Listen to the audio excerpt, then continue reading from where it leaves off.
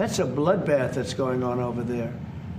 And when I see the moment where I say, well, they're going to just keep fighting. You know, I gave the analogy yesterday when I spoke to President Putin. I had a 2-hour and 15-minute call with him.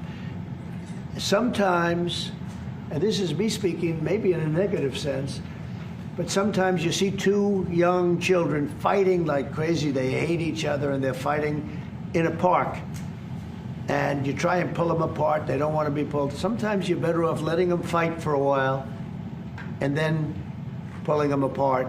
And I gave that analogy to Putin yesterday. I said, President, maybe you're going to have to keep fighting and suffering a lot because both sides are suffering before you pull them apart, before they're able to be pulled apart. But it's a pretty known analogy. You have two kids, they fight. Sometimes you let them fight for a little while. You see it in hockey. You see it in sports. The referees let them go for a couple of seconds, let them go for a little while before you pull them apart. And maybe, and I said it, and maybe that's a negative because we're saying go, but a lot of bad blood. There's some bad blood between the two. I have to deal with it, and the chancellor has to deal with it. It's incredible. The level of, there's a great hatred between those two men, but between the warring parties, great hatred. What made you say and believe, apparently, that there's no immediate peace? What? That there is no immediate peace. There will be no. Well, I can't. I'd love to have immediate if I could. But why? If I could, but we don't have immediate. You know, it's like I'd love to have that.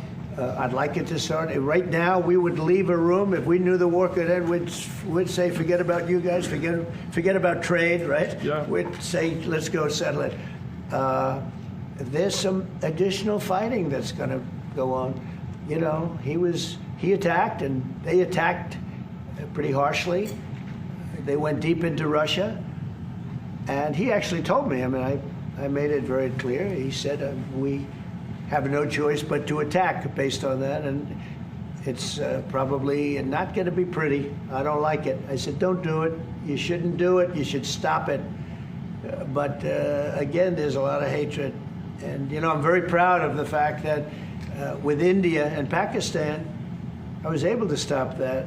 And those are nuclear powers. And that was getting close to being out of hand. And I spoke to some very talented people on both sides, very good people on both sides.